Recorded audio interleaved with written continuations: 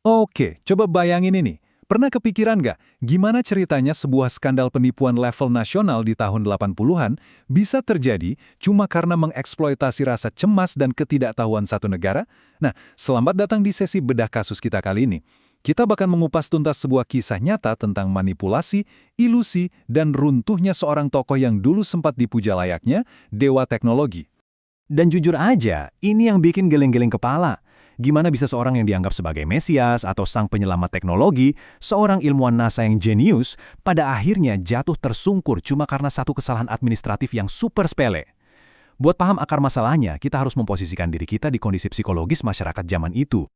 Kita mulai dari bagian pertama, demam teknologi era 80-an. Gini, di awal tahun 80-an, komputer itu baru banget mulai masuk perkantoran. Tapi buat masyarakat luas, kotak bercahaya ini masih dianggap kayak teknologi alien, yang sama sekali nggak mereka ngerti. Nah, ini ngilustrasiin fondasi psikologis pada masa itu dengan sangat brilian. Di satu sisi, ada rasa haus yang luar biasa buat jadi modern. Tapi di sisi lain, keinginan itu nabrak tembok besar yang namanya gagap teknologi, ketidakpahaman total. Hasilnya, muncul semacam inferiority complex atau rasa rendah diri massal. Ingat, waktu itu belum ada Google buat cek fakta kan? Jadi masyarakat kita benar-benar butuh sosok pahlawan yang bisa nuntun mereka di era baru ini. Dan persis dari situlah masuk ke bagian kedua kita, lahirnya sang Mesias komputer. Tepat di tengah kepanikan sosial dan rasa haus akan panduan itu, di tahun 1983 muncullah satu figur yang luar biasa karismatik, namanya Yusuf Randi. Dan dia ini sukses bikin nalar kritis masyarakat lumpuh seketika. Coba bayangin, dia ngebangun personal branding yang benar-benar tanpa celah, PhD ilmu komputer dari Amerika, punya IQ 160, veteran IBM, sampai mengaku ngerancang sistem buat misi Apollo 11 NASA. Poin krusialnya di sini adalah dia sengaja pakai gelar akademik dari Amerika yang waktu itu adalah puncak validasi sosial tertinggi buat bikin semua orang keder, terlalu segan dan terlalu takut buat sekedar nanya, "Bapak ini beneran nggak sih?" Ditambah lagi, kemampuan public speaking-nya itu juara banget. Dia jago menyederhanakan jargon teknologi yang ribet jadi bahasa yang gampang diterima dan membius audiens. Terus dia mendirikan LPKIA. Perhatiin deh ada embel-embel Amerika di namanya. Itu jelas bukan kebetulan ya. Itu taktik psikologis yang sengaja dipakai buat nyiptain ilusi kalau lembaganya ini punya standar internasional, elit, eksklusif, dan pastinya sangat mahal. Efeknya, masyarakat kita saat itu benar-benar takluk. Dia sampai dinobatkan sebagai Raja Komputer Indonesia. Yusuf ini langsung jadi kesayangan media, mensponsori kuis-kuis di TV, bahkan sampai jadi cameo di sinetron fenomenal TV RAI waktu itu, Lost Man. Di kantornya, dipajang foto-foto dia bareng menteri, dan dia juga rajin ngebangun citra sebagai filantropis yang religius. Validasi sosialnya datang dari mana-mana, bikin dia kelihatan untouchable, alias nggak tersentuh. Tapi seperti kata pepatah, sepandai-pandainya tupai melompat, kita masuk ke bagian ketiga, retaknya fasad kerajaan LPKIA. Menjelang akhir 1988, ilusi raksasa ini perlahan mulai rontok dari dalam. Dan realitasnya ternyata mengejutkan banget, kontrasnya luar biasa. Siswa udah bayar mahal buat standar elit, yang didapat malah komputer usang yang sering rusak, sampai mereka harus ngantre panjang cuma buat pakai. Katanya diajar sama pakar internasional, nyatanya instrukturnya cuma siswa senior. Kurikulum PhD yang mutakhir, silabusnya ketinggalan zaman dan nggak ada kedalaman teknis sama sekali.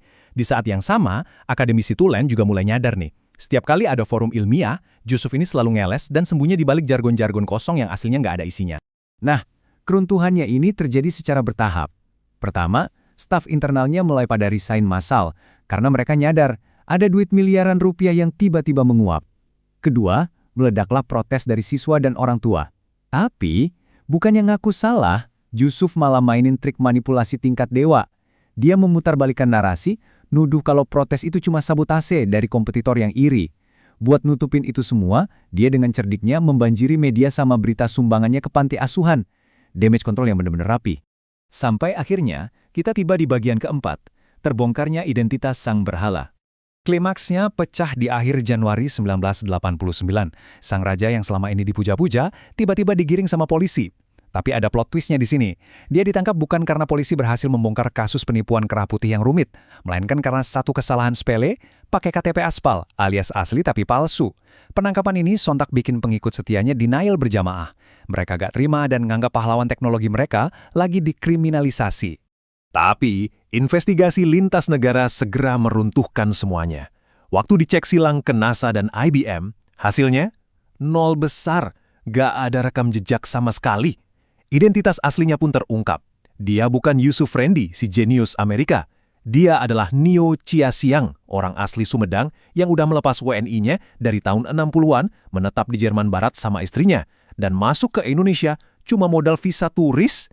Dia malsuin KTP semata-mata buat ngakalin aturan ketat penanaman modal asing pada masa itu. Bener-bener di luar nalar. Dan seolah itu belum cukup gila, investigasi juga nemuin gunungan utang, lebih dari 800 juta rupiah. Angka yang fantastis banget buat ukuran saat itu. Utang pajak, tunggakan sewa gedung, sampai tagihan ke supplier yang nggak dibayar. Fakta ini jadi bukti telak kalau LPKIA itu aslinya bukan institusi pendidikan, melainkan cuma mesin pengeruk duit kilat buat nyeponsorin gaya hidup mewahnya. Sekarang kita masuk ke bagian kelima yang lumayan bikin gregetan, celah hukum dan pelarian. Poin paling ironisnya adalah ini. Sistem yang berhasil nangkep dia justru jadi instrumen yang ngelepasin dia pergi selamanya.